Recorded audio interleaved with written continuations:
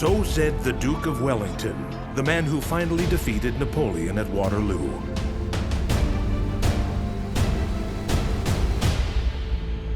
War is a horrible business.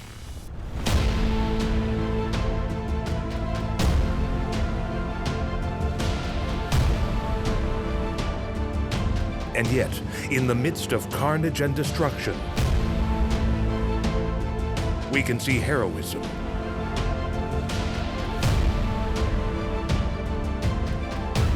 endurance, and willpower that goes beyond.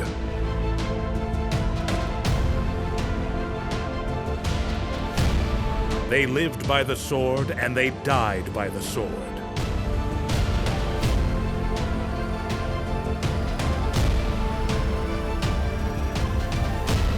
They followed the warrior's way.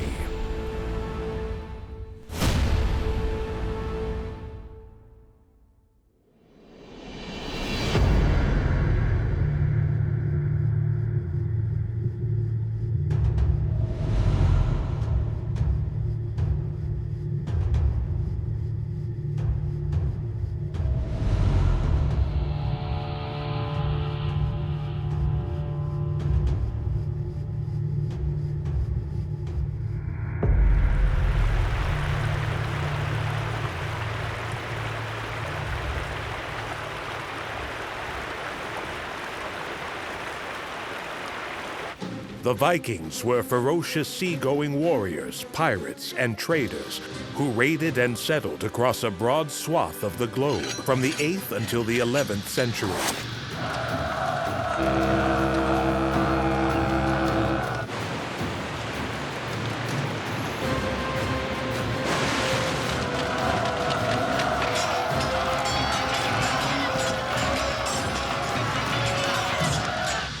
The original Vikings hailed from Denmark, Sweden, and Norway. They were skilled navigators and traders and knew the coasts of Europe like the veins of an arm. When we think of Vikings, we think of Viking raiding parties. And when it comes to Viking raids, it was the attack on Lindisfarne Monastery off the coast of Northumberland in 793 AD that sealed the Vikings' brutal reputation.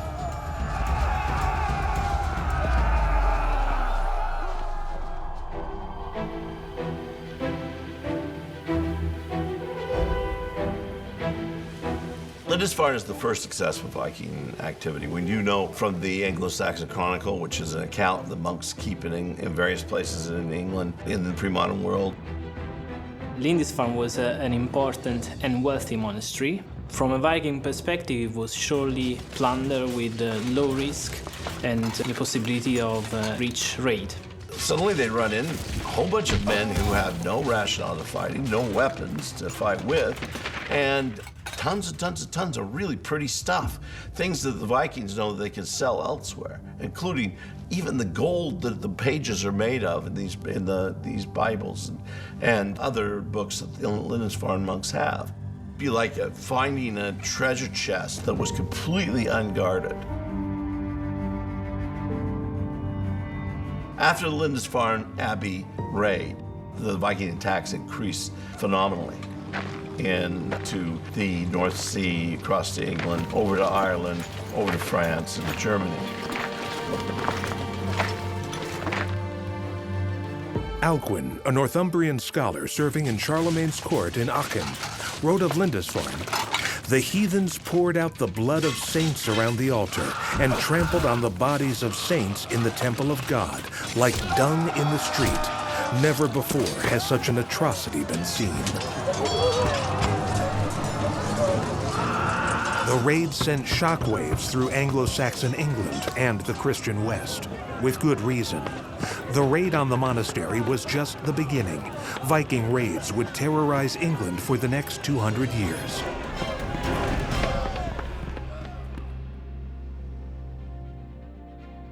The Vikings were known all over Europe for their long ships, by means of which they could just pop in the right moment and at the right place, crossing seas and rivers.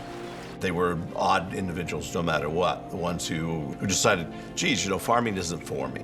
So let's go on and see what else I can do that might be profitable. They were surely very fierce and savage, although in the last decades there has been a debate among scholars, because some of them suggested that as we rely on sources that were written by the people who actually were attacked by Vikings, maybe the sources are in a way exaggerating the ferocity of the Vikings.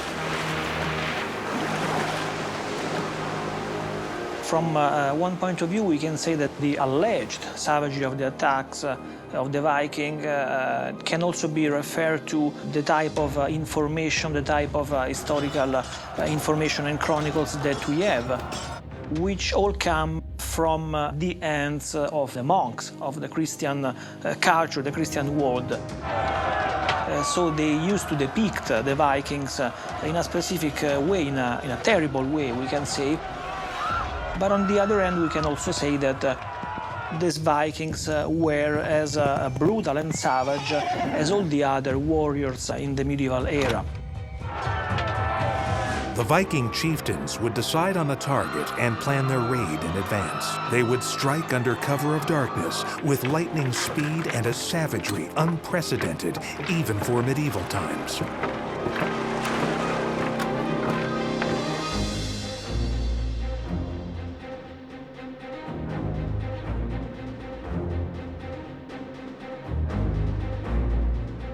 Growing up in a small village close to the Danish Sea, young Viking Sigurd Bjornson gains his sea legs while still young. From his elders, he learns how important Viking longboats were in their lightning raids. Arriving seemingly out of nowhere in the fastest ships of the day, they would storm ashore ready to attack. When required, they could also row their ships upriver and tie them off.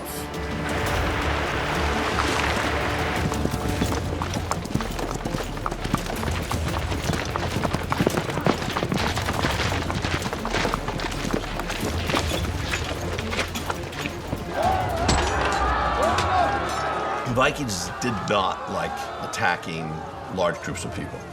They were never very many themselves. Maybe a ship full, maybe two ships. Perhaps at times they could get even more. But usually it's just one ship and it's raiding an area.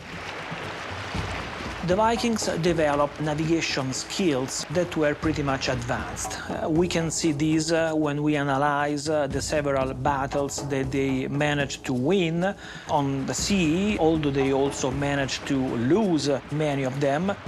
We can also see these at the center of their expeditions, of their journeys through the seas and through the ocean. So Eric the Red, for example, is famous for having traversed the ocean, reaching the American continent and what is nowadays Canada.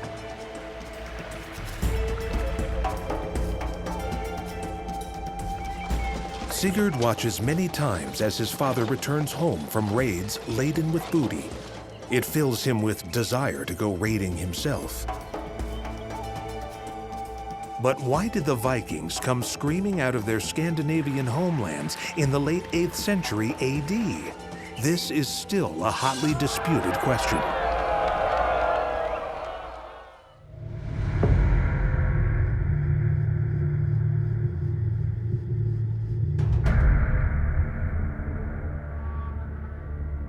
The young Viking Sigurd Bjornson is a second son, destined to be a warrior, a born fighter.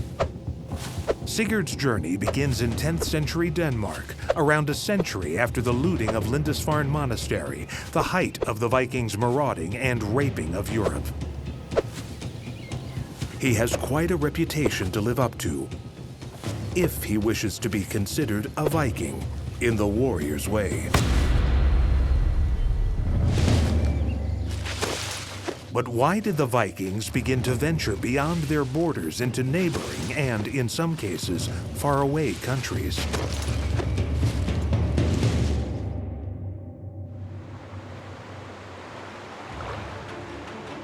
Historians point to a rising population, more mouths to feed, combined with poor harvests. At the same time, the Vikings' skill as shipbuilders and as navigators had grown in leaps and bounds.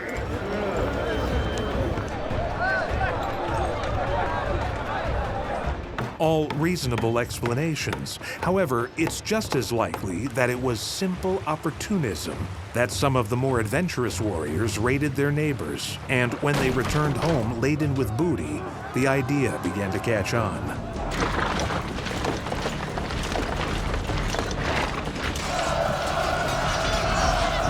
Although there was a lot more to Vikings than their raids on villages, monasteries, and convents, it was for these assaults using shock tactics that we will always remember them. These were warriors who were taught to fight from boyhood.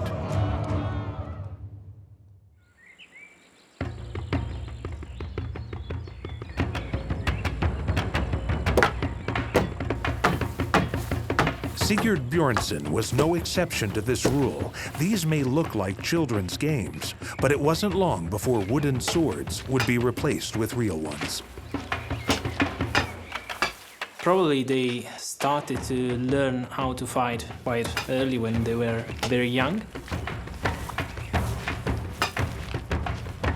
For example, we know that leaders like Knut the Great took part in campaigns when they were not even 20 years old.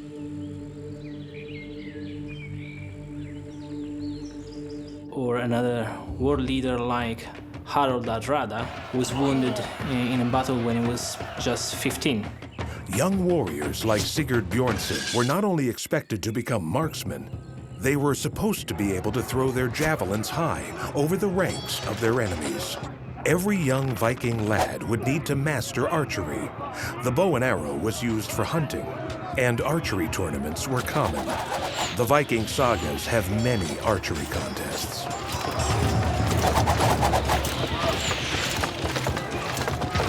The full range of Viking weapons consisted of javelins, bow and arrows, axes, as well as seeks and swords, the preferred weapons of the nobility. For Vikings, as much if not more than medieval knights, swords in particular had an almost mythical dimension.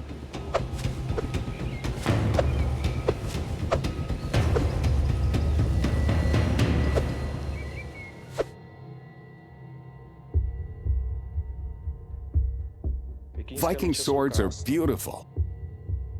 Each one is a work of art. You can see the beauty and the simplicity of their proportions and decor. They're an invaluable legacy left to us by our Viking ancestors, depicting a rich history of art and the behavior of mankind. We have to imagine our Viking warrior with a shield, defending himself with a shield that was made of parallel wooden boards. It could have been colored in bright colors even, with an iron boss in the middle. A weapon used by both walking warriors and cavalry fighters was the lance. It was relatively cheap and easy to manufacture. As a result, they were produced in great numbers, making it a very popular weapon. Scholars believe almost every fighter carried one. Ancient authors say the lance was a typical weapon of every Germanic warrior. The lance, also referred to as the spear, was so important it was spoken of in runic writings. Some spears were embedded with magical inscriptions. Another important weapon was the seax, though it wasn't a compulsory piece of equipment. Think of the seax as a big knife. Its length could vary depending on who made it. It was different from an ordinary knife in that it was designed to be a massive cutting weapon. It had to have some weight in order to withstand being struck without the blade being damaged. And then they would use axes that we tend to consider the Viking weapon par excellence. But actually, when we found axes in the graves, to make a distinction between a tool and a weapon, so we don't know much about their use. The most complicated and expensive weapon to produce was the sword, as only members of the upper social group could obtain one. It was not part of a warrior's standard equipment. We don't know if swords were made exclusively in Scandinavia or if they were imported. They were probably made in more than one place, but we believe the blades were almost certainly imported into Scandinavia. During the Viking era, the mere possession of a sword meant that the owner was significant and not just an ordinary fighter. The sword could be actually decorated, as well as the scabbard where the sword was kept.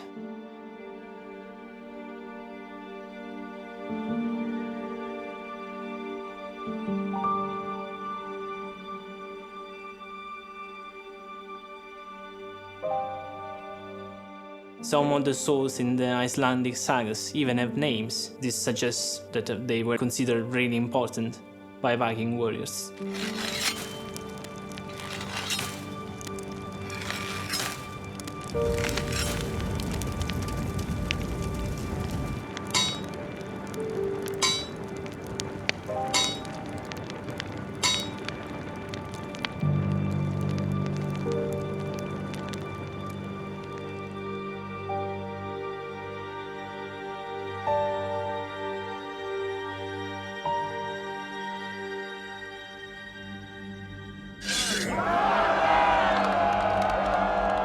So we know the Vikings had an impressive array of assault weapons, but what about defense?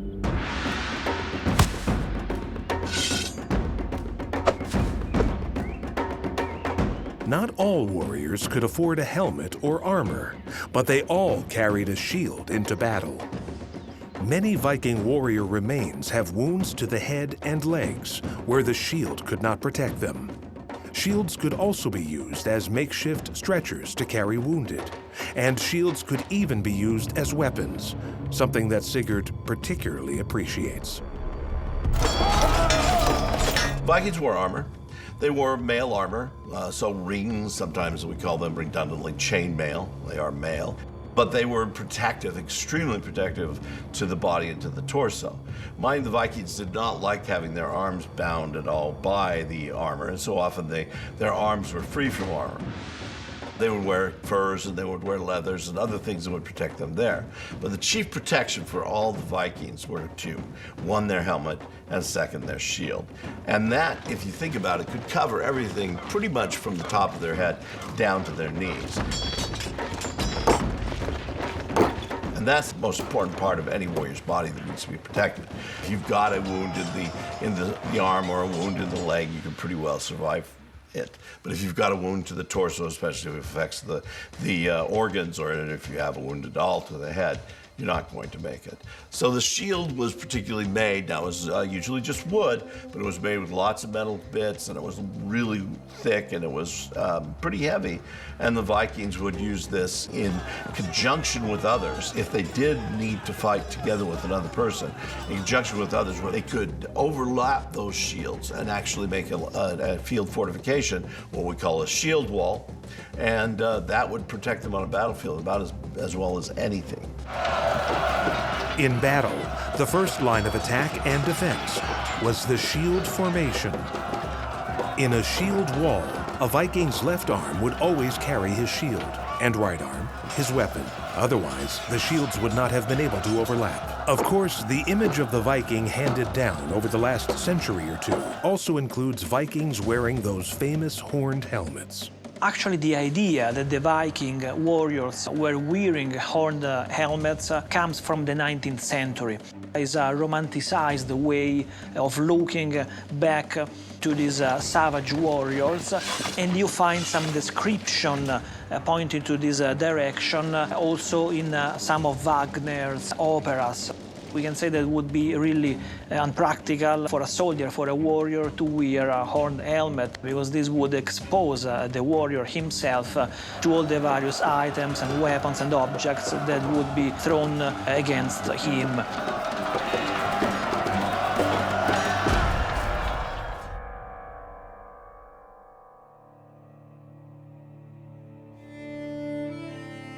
Viking warfare was a lot less romantic than a Wagnerian opera. But the Vikings too loved a good story, especially if accompanied by strong drink.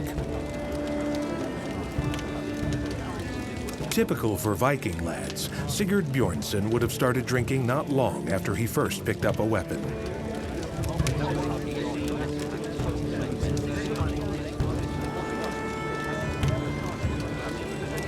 This was the place to be, the mead hall of a liege lord, where the festivities could go on for days. Here Sigurd hears all the epic tales of Viking warriors who came before him, whetting his appetite for what lies ahead.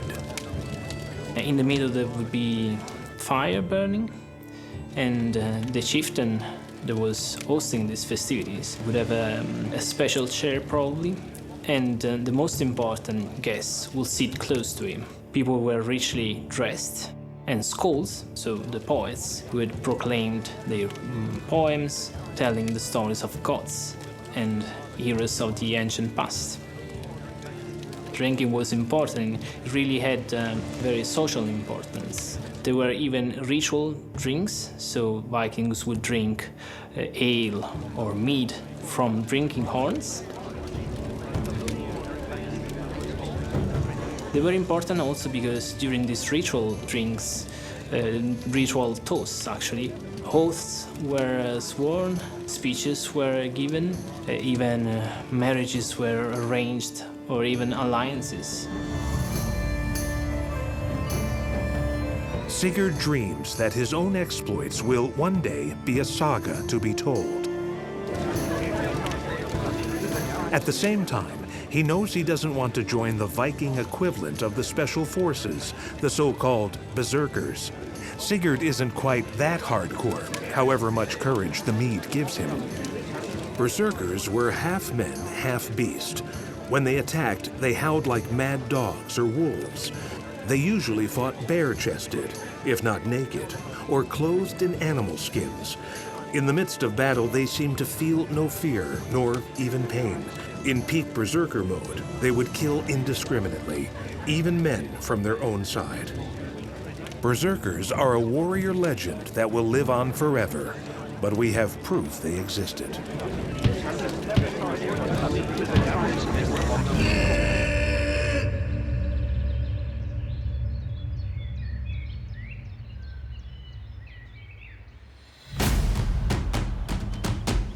In Viking culture, women were also expected to fight.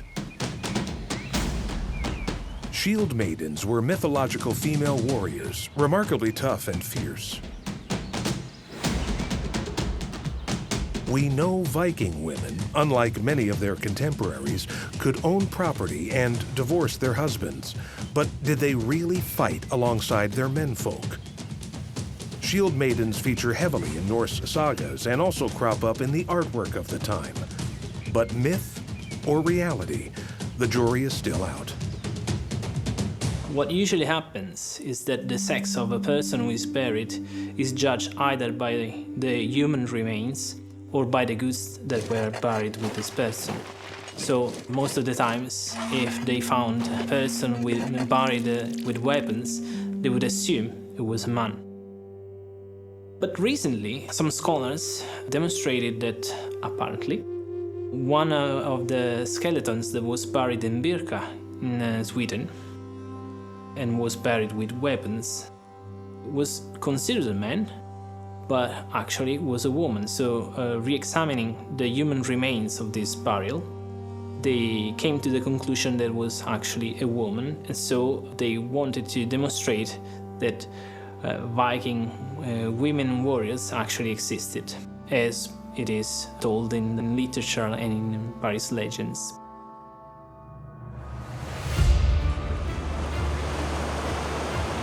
Since he's old enough to drink in the mead hall, Sigurd is now ready to join a raiding party, setting out to sea in a longboat.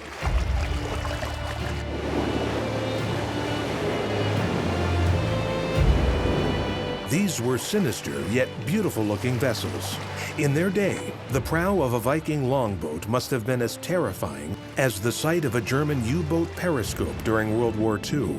More so, because when the Vikings dealt out devastation, it was up close and personal. The chief bottom line of anything is the Vikings were probably the best shipbuilders that ever occupied the world.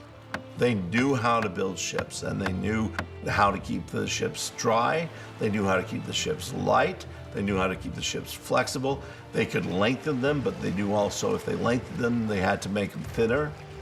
If they widened them for cargo reasons, they had to make them shorter. Well, they could even be 30 or 35 meters long. For example, judging from some Viking ships that were found in Roskilde in Denmark. The crew will be of 50 or even more men. They were long. They also have a very shallow draft. So that means that they were very maneuverable. But they were not very stable in high sea. When they needed long ships, like the case of one in Roskilde, for example, it was long. It was quite long, quite narrow, held about 60 oars on each side, so 120 oars total. And each oar could have one or more Vikings, so maybe around 250 Vikings in the vessel, counting those who would be the leaders and other things.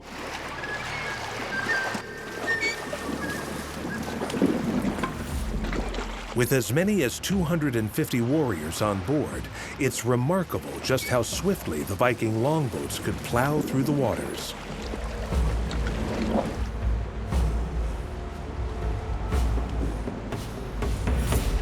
Five or 6 knots, that means 10 kilometers per hour, and even an average speed of 7 knots when it was propelled by sail, with peaks of even 10 knots.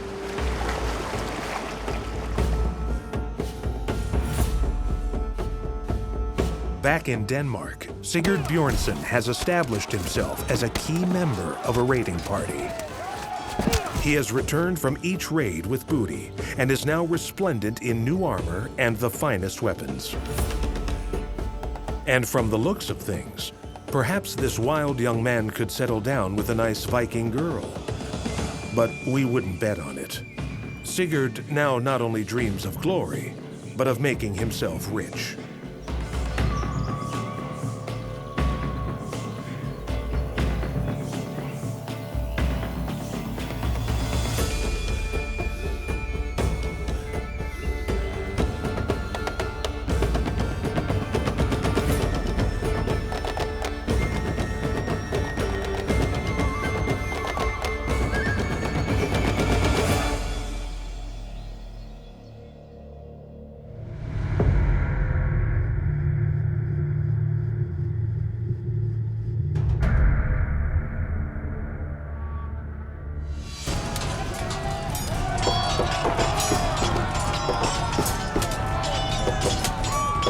War?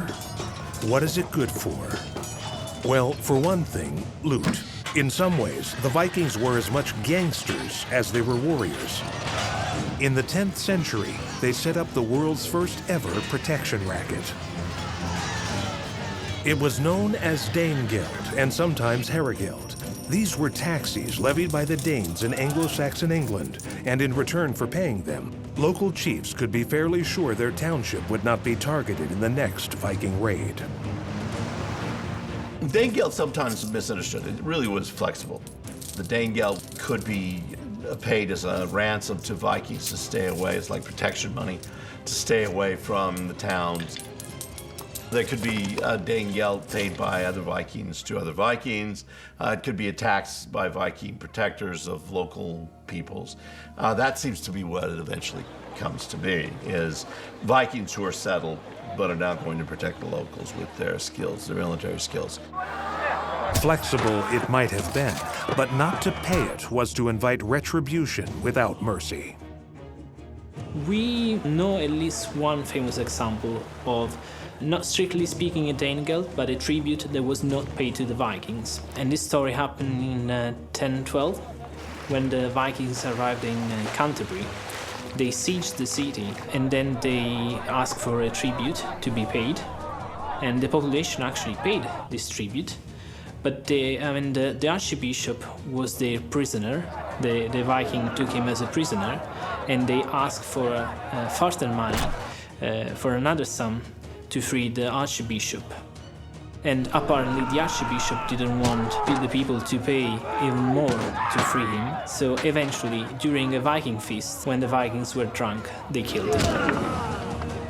These kinds of episodes ensured that payments were invariably delivered in full and on time, and with each Danegeld payment, the Vikings gained in strength and kept returning with higher demands. Put it this way, the Danegeld in the year 990 AD was 11,500 ounces of silver. 22 years later, it had increased over 5,000% to 650,000 ounces of silver. From raiders, Vikings had evolved into loan sharks and protection rackets, giving them a permanent foothold in communities.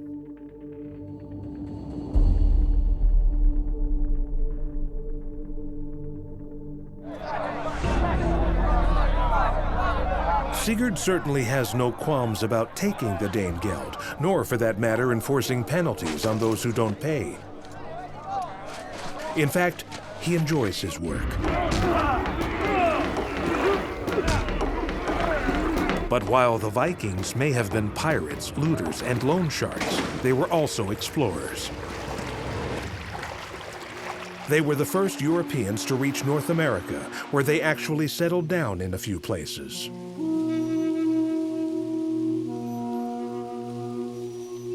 After the periods of their rides, once they settled on the territories that they could visit, like on the Orkney or Shetland Islands, on the Faroe, on Iceland itself, so they for sure became agricultural people. They became people who could grow their crops, who could take care of their cattle, who could live a peaceful life, especially once they became Christian. So after the arrival of Christianity, they settled down, they put together their own local communities, and so if not hippies, they managed to survive in a less military way, we can say.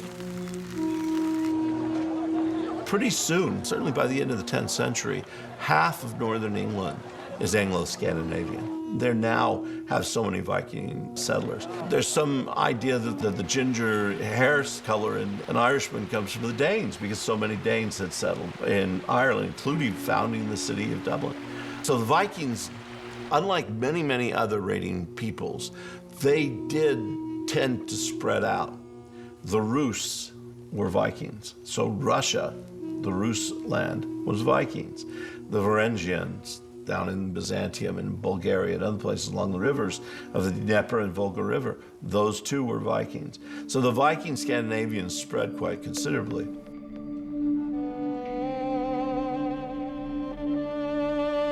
This is Lons aux Meadows, a Viking settlement in Canada's Newfoundland territory.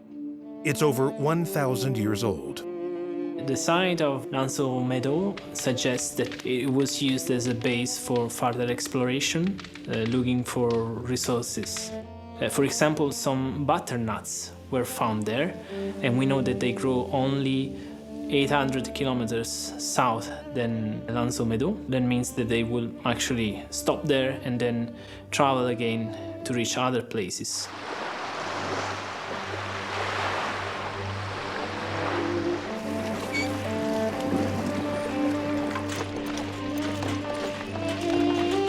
The Vikings run amok seems from around 780 until about 1060. And we're not entirely certain why they stop. I mean, that's 2 centuries of pretty good running amok. Is it that the treasures became fewer? Is it that the more settlements began to take place? Is it the fact that places like Normandy established very strong governments? Is it Christianity that flows into these areas? Almost everybody is Christianized by the middle of the 11th century. All of those are possible. A 2018 DNA map revealed the full extent of Viking bloodline spread over Britain and Ireland. The city of Dublin is known as a Viking city. Who knows? There may even be more Viking warrior in you than you think. There's no doubt that Viking genetics will fill Europe, especially Northern Europe, with new Viking genetics. The English language is developed using Viking words frequently. So too is the cuisine. We probably wouldn't know salmon as a food without good Vikings that used it as a frequent means of changing their diet from hunting and gathering. Although, thanks to the sagas, the westward Viking raids are relatively well known, their routes to the east were less well publicized. On a great night in the mead hall, Sigurd's warrior tribe pay host to a visitor from the east, a trader with trinkets from as far away as Constantinople. Sigurd can barely take his eyes off this exotic stranger. His clothes and manners seem different, but he too is a type of Viking. A Varangian, to be precise, or an Eastern Viking. The Varangians were 9th and 10th century Vikings who went eastward and southward through what is now Russia, Belarus, and the Ukraine. The difference between the Western Vikings and the Eastern Vikings is basically this, that the Western Vikings, those centered on Denmark, on Norway, will colonize the western part of the world known at the time, while the Varangians, mainly coming from Sweden, will colonize the eastern part of Europe, the Russian side of Europe, and they will receive the name of Rus by the people living there in the region of Novgorod. The Varangians succeeded in building their first Viking state.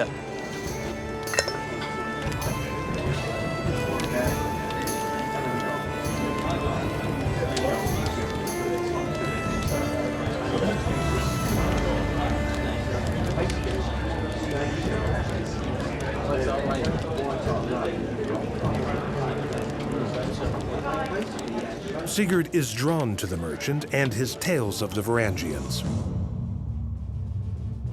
These Eastern Vikings who ruled over the medieval state of Kievan Rus, modern-day Ukraine, but roamed as far as the Mediterranean.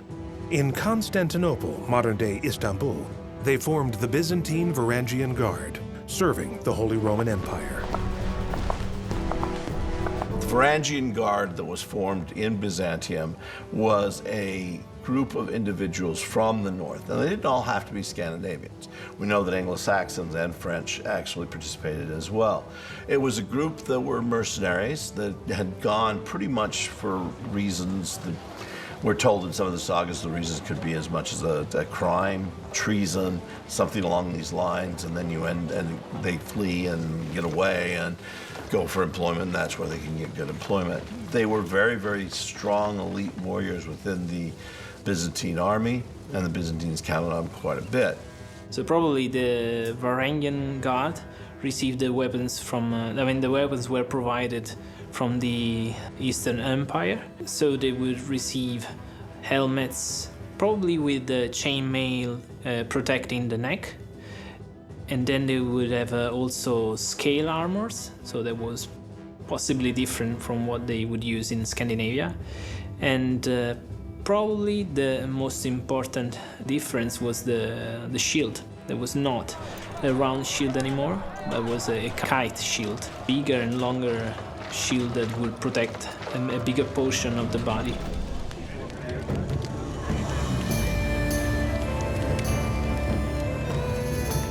Sigurd is captivated by stories of the Varangian Guard, that elite band of Viking warriors who protect the Holy Roman Empire.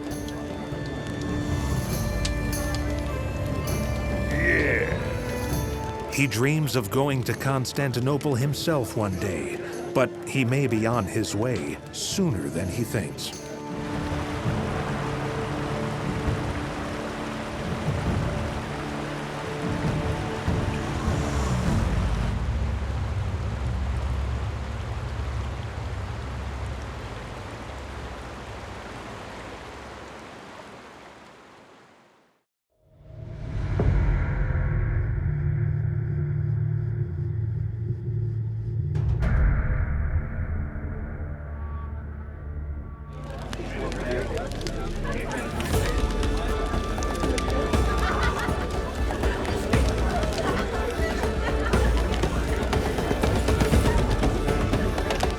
A little too much flirtation with another warrior's intended bride results in a face full of mead for Sigurd Bjornson.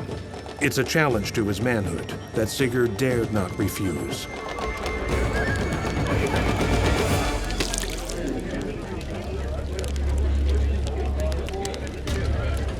There is a traditional way for these kind of disputes to be settled, and it isn't by flipping a coin. The holmgang, or Viking trials by combat, were the accepted way of settling disputes. Whichever man won, well, his was the more just cause, for the gods had so willed it. And it was practical too, because as the holmgang was frequently a trial to the death, the loser wouldn't be around to complain.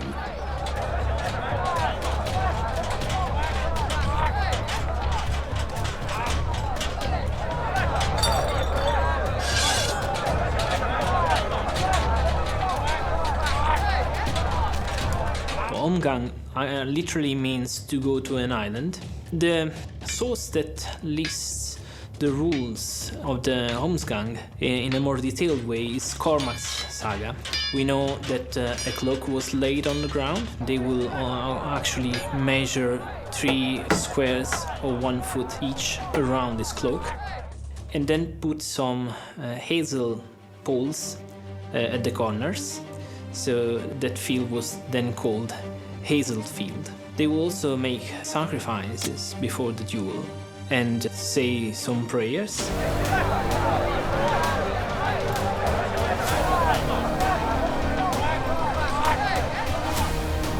And then they will start fighting. Every fighter had the right to have 3 shields, and a companion of him would hold the shield during the fight, so actually contributing in a very active way to the duel. And when all the shields were destroyed, the fighters had to go on to the cloak and then fight with their weapons. The one who was challenged had the right to strike the first blow. When someone was wounded, the duel could actually stop, or they could decide to go on. And they were not supposed to step outside the area, the cloak. In the end, Sigurd emerges the winner. But soon after, the consequences of his victory begin to sink in, as the family of his victim are influential in the Viking hierarchy and put pressure on Sigurd to leave. Perhaps it is time he too considered going east. The Viking world in the 10th century covers a lot of territory.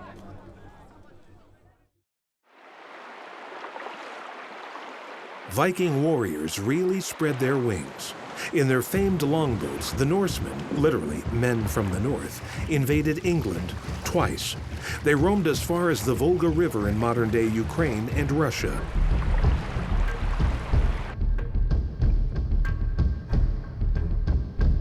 But then, by the mid-11th century, the Viking Age came to an abrupt end. But why?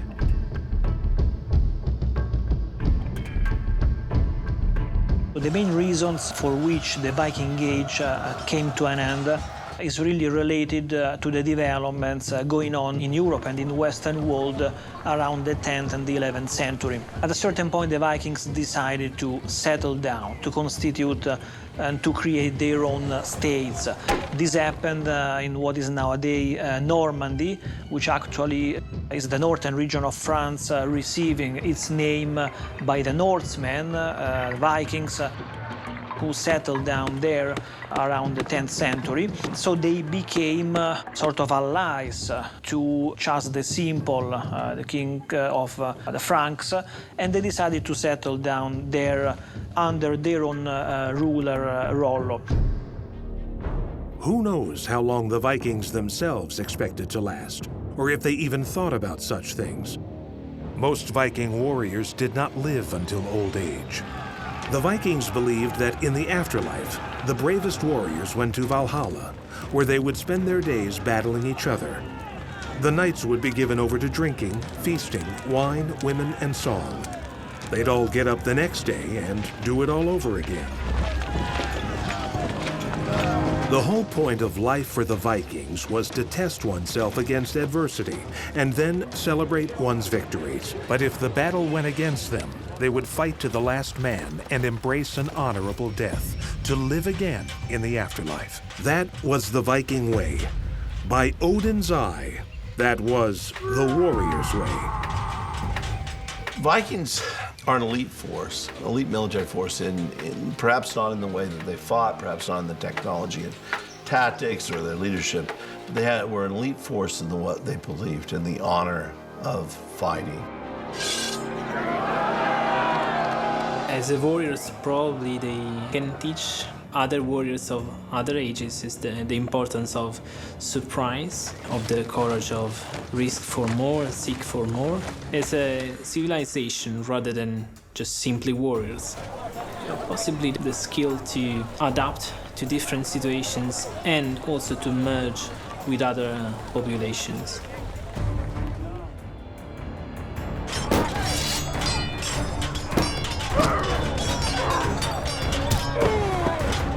And what of Sigurd? Having won his trial by combat, he is now having to face the consequences. If he stays where he is, Sigurd will always be looking over his shoulder, pretty sure that one day, someone will avenge his victim's death.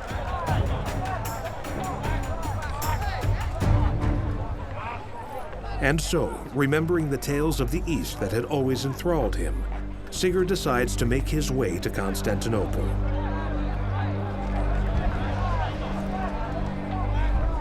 His hope is to join the Varangian Guard, the Holy Roman Emperor's own personal escort in Constantinople.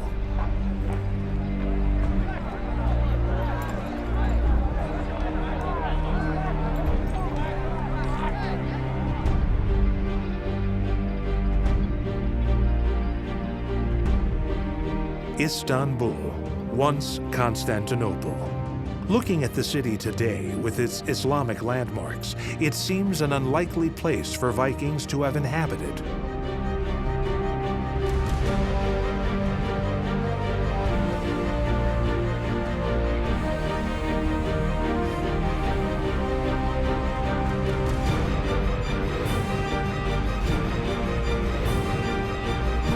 We leave Sigurd as he arrives in Constantinople, hoping to join the Varangian Guard. He is at the crossroads, a little older and wiser, but still convinced that death in battle is the only way to live.